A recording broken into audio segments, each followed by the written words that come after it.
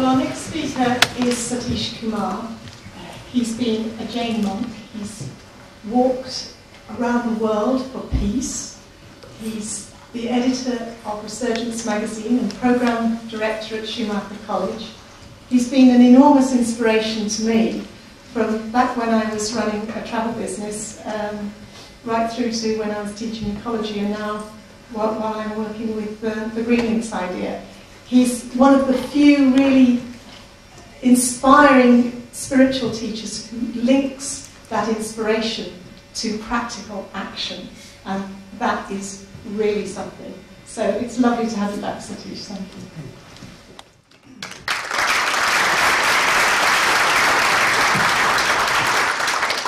Thank you, Elaine, for your kind introduction. And can you hear me?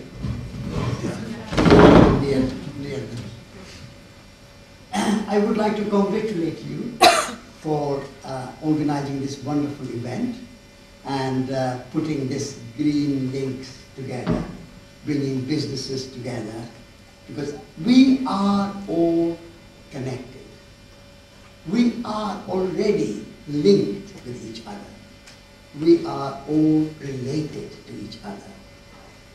But we don't recognize that. We think that we are separate in boxes.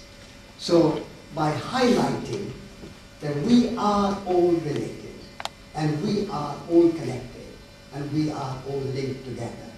And if we do not see and recognize that link, then there is no survival. So I would like to congratulate you for that. I never thought that I am running a business. Resurgence Magazine has been going for the past 42 years. And Resurgence was perhaps the first environmental, spiritual, artistic journal, holistic ideas journal, which brought all these separate things together, linking, the idea of linking spirituality with ecology and ecology with economy. All that was brought together. So when I was in England in 1973, I met E.F. Schumacher, the author of Small is Beautiful. And he said, Satish, I would like you to edit Resurgence, be the editor. And I said, but Mr. Schumacher, I'm going back to India and I want to work with the Gandhian movement. So Schumacher said to me, Satish, there are many Gandhians in India. We need one in England. And he was very persuasive man. So he persuaded me, and 35 years later, I'm still here editing Resurgence Magazine. At that time, Resurgence was published from England, from London, but I felt that somehow what we are publishing in the magazine and how we live in an office, commuting to an office, coming back to live in a kind of suburb of London, all that was not quite compatible, not quite congruent with the vision and the values and the way we live. So in the end, we decided that we will leave London and publish the magazine from the country. So we moved to Devon in 1979, and now, since 79, so which is 30 years, that we have been publishing Resurgence Magazine for our home. So my living room is also the editor's office. And other staff in Resurgence are working in the Fort House where I live, across the yard. And when the sun is shining, like this week has been, we go out and work in the garden. And when the rain is pouring, then we can sit in the office and do the editing. So we can feel flexible, and we can be flexible, and we can work according to seasons and according to the climate. So in the summer, our pattern of working is different than in the winter. although the magazine always comes on time every 2 months.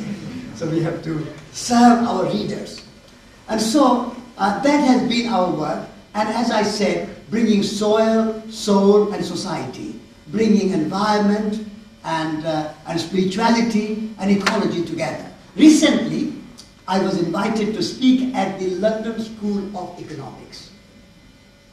And when I went there, in this wonderful, big, famous university where students come from all over the world, the organizer welcomed me, and we had a cup of tea.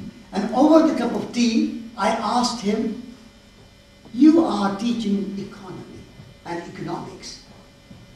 Where is your department for ecology?" And you know what he said? "We don't have one." I said, "Do you mean to say that you are teaching your students economy without teaching ecology?" Let's just think about these two words. Ecology and economy. They come from Greek root. The eco, the original word in Greek is oikos, which means whole. Planet whole. Earth whole. Whole is a place of relationships. And ecology, logy, word comes from logos. Logos means knowledge. So knowledge of whole. Knowledge of relationships between all the species sharing this planet home, the planet Earth community. And economy, oikos, again home, and nomos means management. So, you are teaching your students how to manage your home without knowing your home. How do you think you can manage your home without knowing your home? If you don't know where your bathroom is, and where your kitchen is, and where your living room is, and where your garden is, how are you going to put appropriate furniture, appropriate things, and appropriate way of living? So you cannot separate ecology from economy and economy from ecology. They are like walking on two legs. They are two sides of the same coin. You cannot separate them. You have to study together. Actually, ecology comes before economy. Economy is almost a kind of subsidiary of ecology.